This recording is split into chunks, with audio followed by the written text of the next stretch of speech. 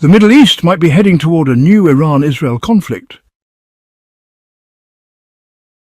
The threat of a new war in the Middle East is more real now than ever. Many fear that Israel is getting closer to launching a preemptive strike on Iran's nuclear facilities. With the region already unstable, things are now teetering on the edge of serious escalation. Multiple credible sources, including the Washington Post, have reported a noticeable increase in Israeli military preparations in recent weeks. These include long-range strike simulations and aerial refueling drills, clear signs of a serious operational plan. This time, unlike previous threats, Israeli leadership seems determined.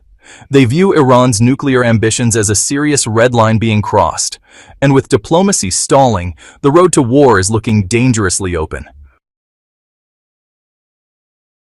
But taking out Iran's nuclear sites won't be easy.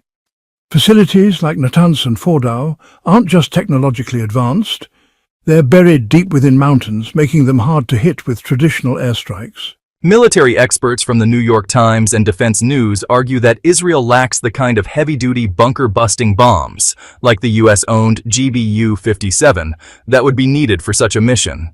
On top of that, any major air campaign would require unrestricted access to regional airspace and multiple in-air refueling operations. These are big logistical challenges, and they highlight just how much Israel would need either quiet or open support from the US. Without that, pulling off a successful strike becomes extremely difficult, maybe even impossible. Iran's leadership hasn't minced words. If Israel goes ahead with military action, Tehran has promised a full and overwhelming response. Iran's military strategy heavily depends on regional deterrence, especially through powerful allies like Hezbollah in Lebanon and the Houthis in Yemen.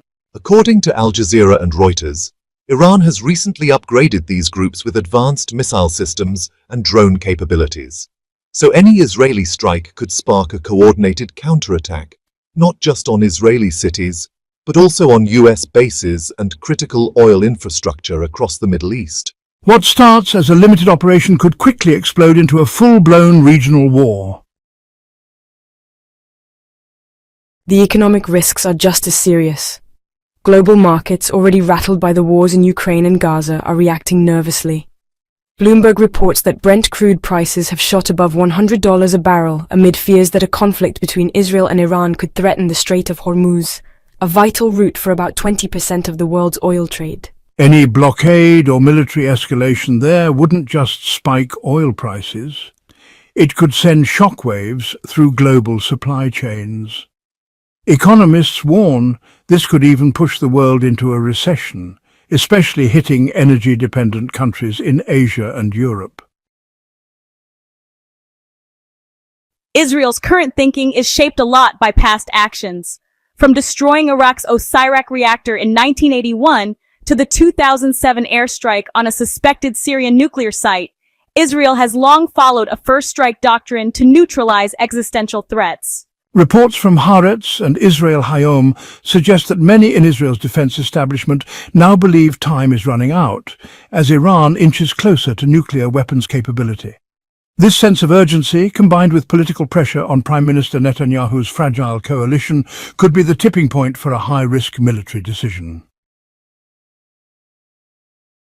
But experts warn that even a successful Israeli airstrike might only delay Iran's nuclear progress by 2 to 3 years at best, according to estimates from the International Institute for Strategic Studies, IISS.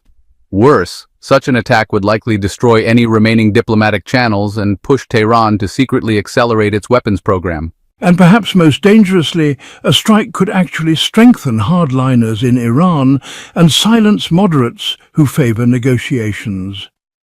That raises the troubling possibility that not only might a strike fail strategically, it could also make the whole region even less secure. Thanks a lot for watching the video. Let us know what you think in the comments, and don't forget to like, subscribe, and turn on the notification bell so you don't miss future updates. Here at S News, we're committed